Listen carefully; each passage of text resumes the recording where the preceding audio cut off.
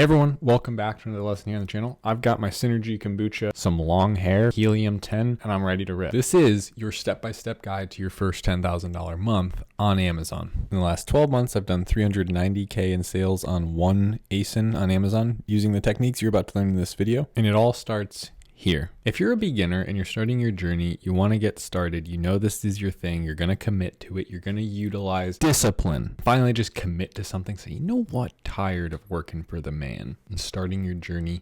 Pretty much everything I do, if you want to follow along with it, I put out a bunch of free content here on YouTube, but you need this tool, and there's a discount link in the description, and I'll even throw in 20% off for 6 months since I'm a nice guy.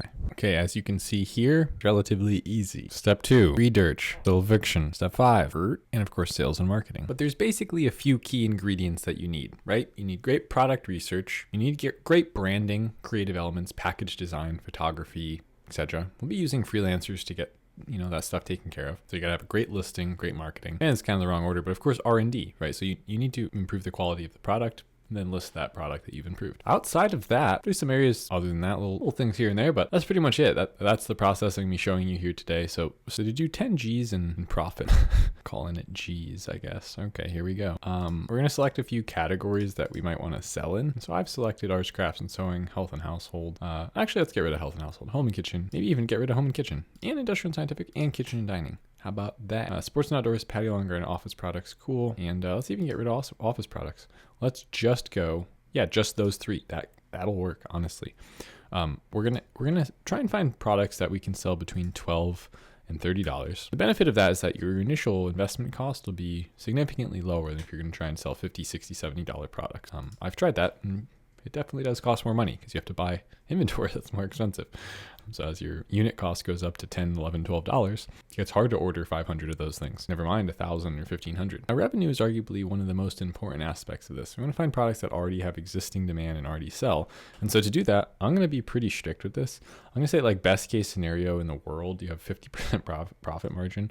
So we'll go 20,000 to, and by the way, I've actually had higher than 50% profit margins in the past, but they usually don't last, and it's usually pretty rare, at least in the private label world. What you're gonna be learning here today is more so on the side of brand building. But anyway, so we'll go 20,000 and we'll just go to 30,000. So we'll just look for those products that are consistently hitting $20,000 to $30,000 per month in revenue. If you do 30,000 per month in revenue, that opens up the range of 33% profit margin, being the 10K per month that we have in the title. Okay, and so review count. Honestly, I'm pretty lenient with this. Let's go to 2,000 reviews. I think once you start getting up to 10,000, 15,000 reviews, it does get significantly more difficult. Most of the time, just because of the authority that those brands might have in that space and the budgets they might have for things like advertising. With that being said, I do compete against a competitor who has over 15,000 reviews. So do with that what you will. And shipping size is pretty important. Let's go small standard and large standard. We definitely don't want any oversized products. Again, that's just going to make everything more difficult for us. And with that being said, let's say we don't want a product that weighs more than 5 pounds. That's just going to add to our FBA fees, make everything a little bit more difficult on us. So I'm going to hit search here. I'm just on the products tab. So all we're going to see is pictures of products that already sell on Amazon that we can look at and try and figure out ways to create new solutions in those same markets to get the customers to want to buy from us. So I'm just going to roll through here, scroll through here, roly-poly through here.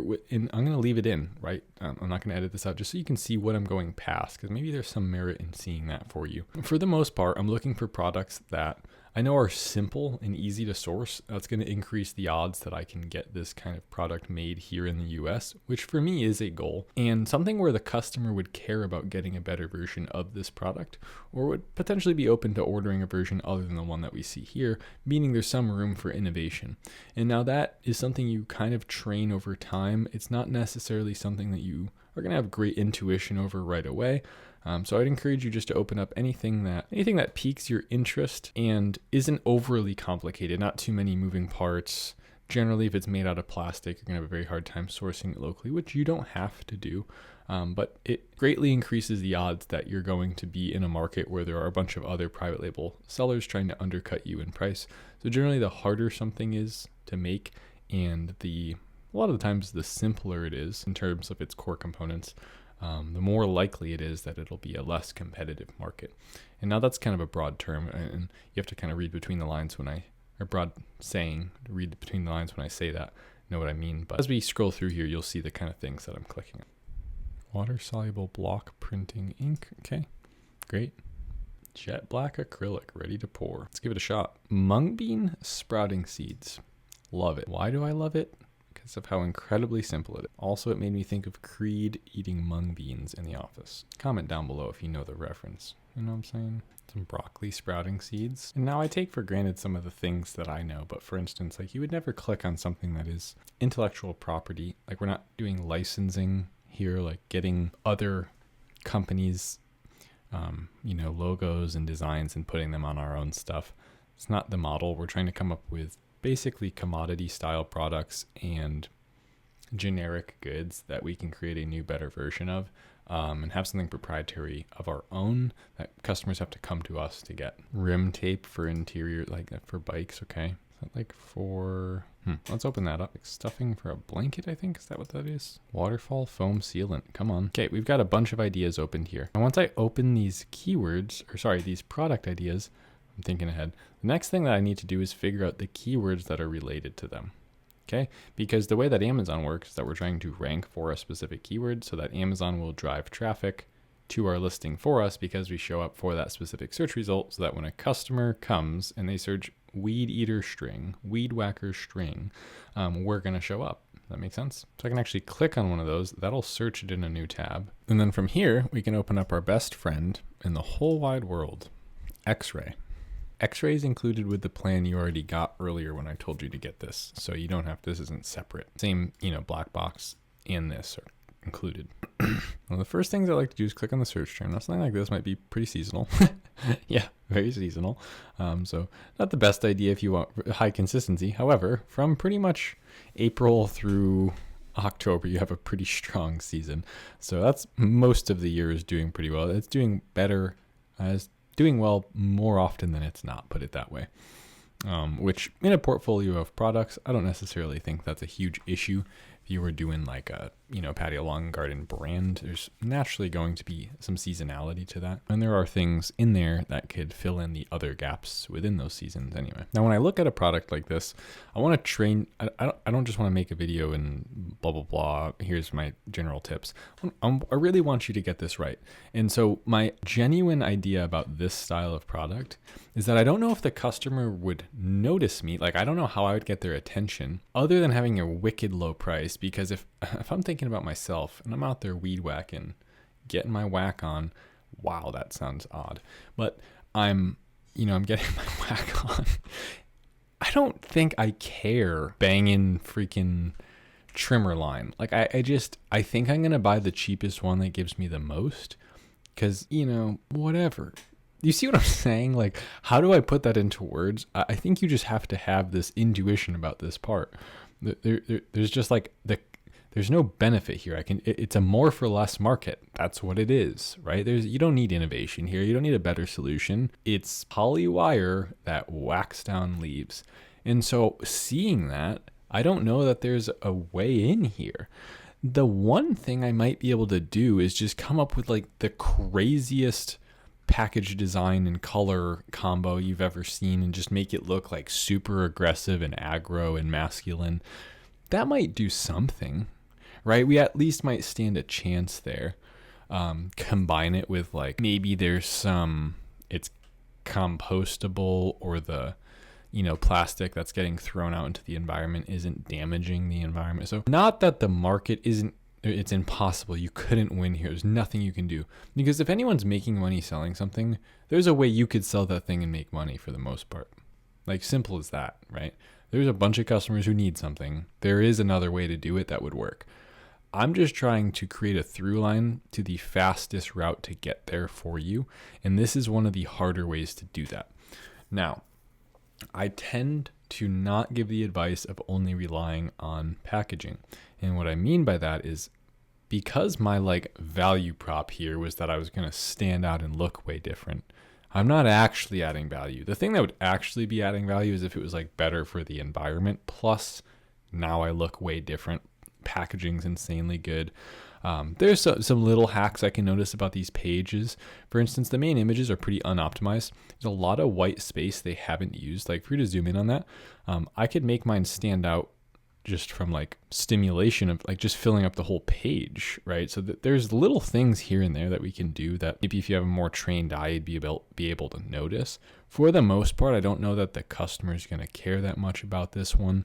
So there's some things to think about here. It's not the worst, it's not the best. Okay, now let's go here. Hummingbird nectar. This one I think would be easier. This is exactly what I was picturing would work here. There's someone pretty much doing it.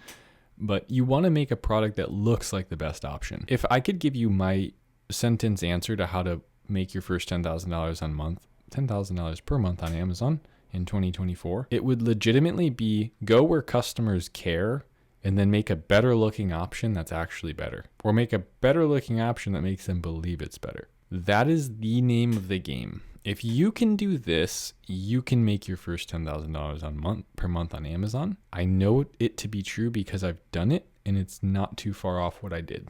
Not meaning this is what I sell or similar to what I sell, but the nature of what's happening here. I need you to understand this. You have to get this, please.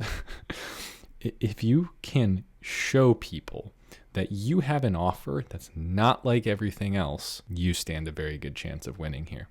You really do.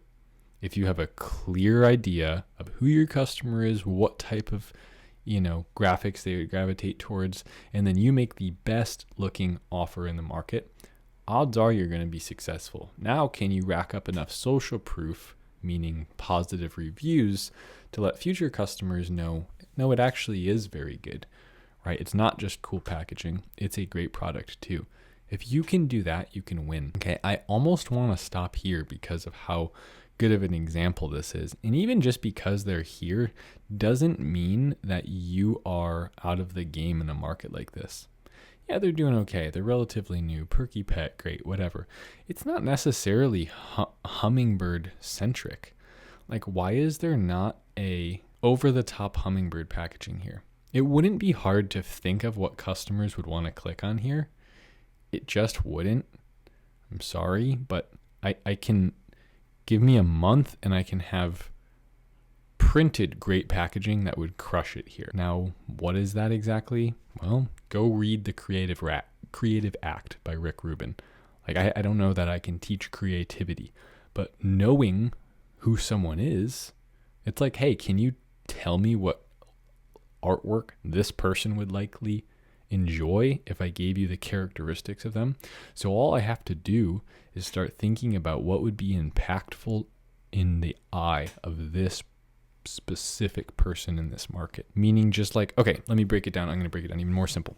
I'm going to go full screen for this one because this is important. Your job, step by step, your first 10K. I want to deliver on this title because it's important. Have the highest click-through rate in your market. What does that mean? Well, I just searched hummingbird nectar as a customer. 10,000 people do that a month. Okay, great. Yours should get clicked on the most. How do you do that? Well, you should have an attractive price, and your main image should have shock factor.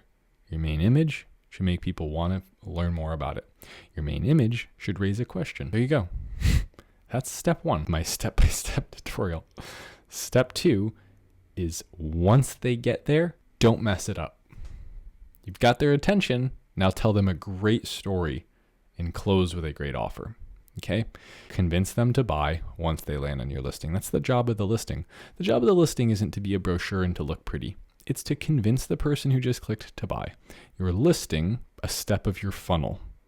We're trying to get a customer from just searching to then clicking to then adding to cart to then purchasing. Okay? What does the listing facilitate?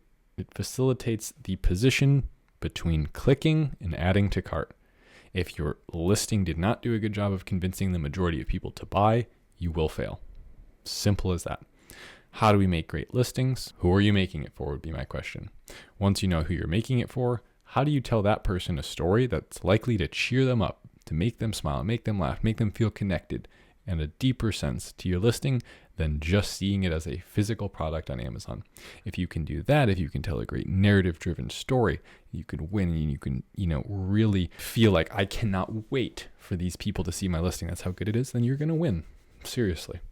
As long as you think through who your customer is, what elements in the market are going to raise well above industry standard, which elements you might get rid of completely, which elements you're going to greatly reduce, and which elements you're going to leave the same.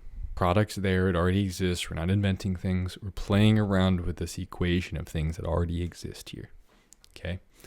From this stage, it becomes relatively easy. I start building out a customer avatar. Like I said, I would start clicking on some of these and reading the reviews of this product here. What does this customer want to be different? What do they love that already exists here? Don't niche down, go wider. It's the opposite advice I hear all the time. Pick a niche within the market. No, figure out the commonalities of the market so that you have a product that appeals to everyone, not just a certain group of customers within the market. I want to be the market king. I want to have the most sales, not a slice of the pie. I want to go in and take most of the pie. So that's where I'm coming from, right? With all these reviews, I'm looking for commonalities. I'm not looking for the one-off note, the secret sauce. I'm looking for how many of these are the same points being made to each other, and what isn't the listing reaffirming that I'm hearing a lot in the reviews. Because if I can make a listing in the way that my customer feels like I'm predicting their thoughts, or as they go through the listing and questions arise, I'm answering them in real time in the next image, 100x the chance that they're going to purchase from me because they feel like it's made for them, not just made in general. So this is where your success lies in the future of your first $10,000 month on Amazon lies, is in your ability to do this.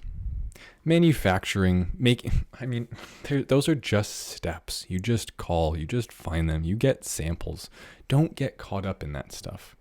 Start doing the research. And if you have any questions at all, I have a course that you can join in the description for $1. Okay, it's not me getting rich. I'm constantly doing live streams. I'm putting on information about this stuff. I want you to win. I want you to succeed. It changed my life. I want to help you. So seriously, I'm not lying. You can go join for anything over $1 per month pledge, and I consistently update it there. If you have any questions at all, just message me, shoot me an email at support@savagesellers.com. I'm here to help. And if any of this isn't clear to you, then ask me for help. I will help you. I have a group of students that are, that's not $1 per month, but we're constantly going over this stuff. I'm addicted to this stuff. I love this game. And so thanks for being here anyway. Appreciate you. You watch this video that YouTube thinks you'll like on the screen now. And other than that, be sure to subscribe if you're new. And I'll see you in the next one. Later.